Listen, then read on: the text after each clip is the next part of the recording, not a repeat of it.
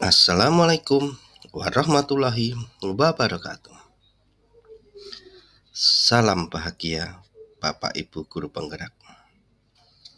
Saya Sutarna, saya calon guru penggerak angkatan 9.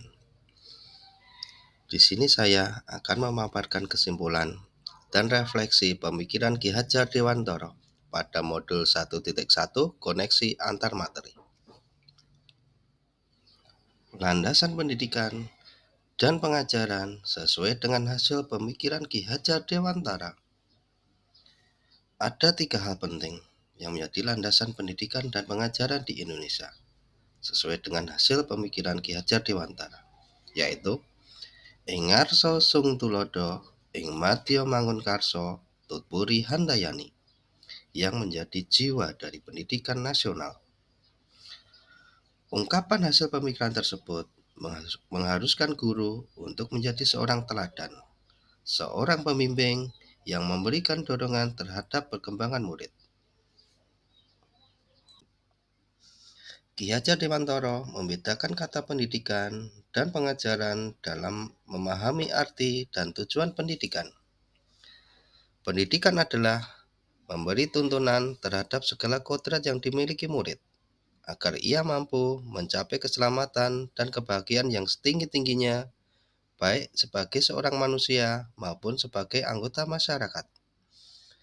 Pengajaran merupakan proses pendidikan dalam memberi ilmu atau berfaedah untuk kecakapan hidup anak secara lahir dan batin.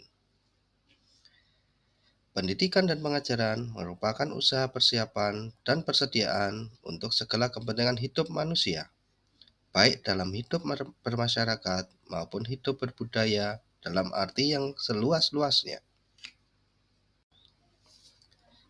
Dasar-dasar pendidikan yang menuntun. Tujuan pendidikan yaitu menuntun segala kodrat yang ada pada anak-anak, agar mereka dapat mencapai keselamatan dan kebahagiaan yang setinggi-tingginya, baik sebagai manusia maupun sebagai anggota masyarakat. Dalam proses menuntun, anak diberi kebebasan, namun pendidik sebagai pamong dalam memberi tuntunan dan arahan agar anak tidak kehilangan arah dan membahayakan dirinya.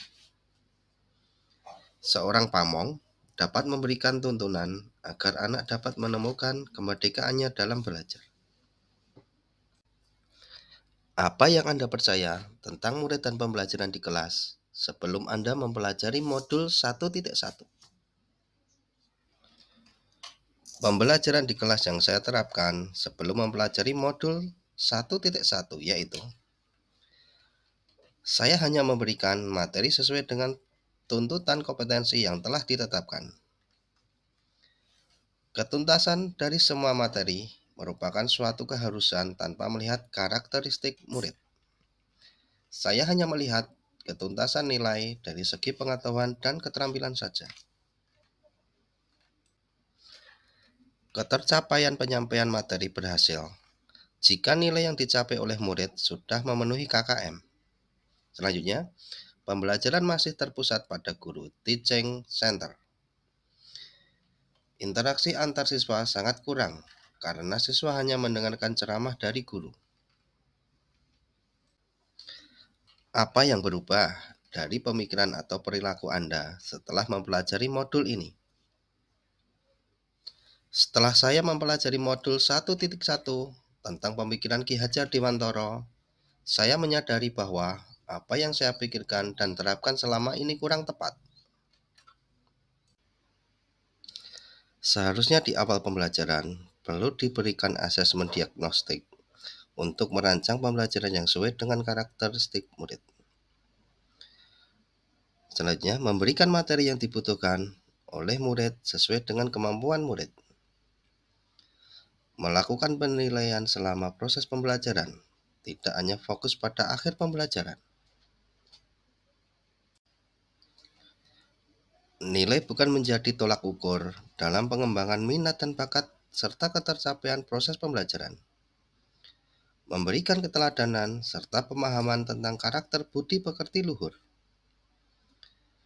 Proses pembelajaran terpusat pada murid, yaitu murid dibimbing, untuk berdiskusi, untuk menentukan metode-metode pemecahan masalah.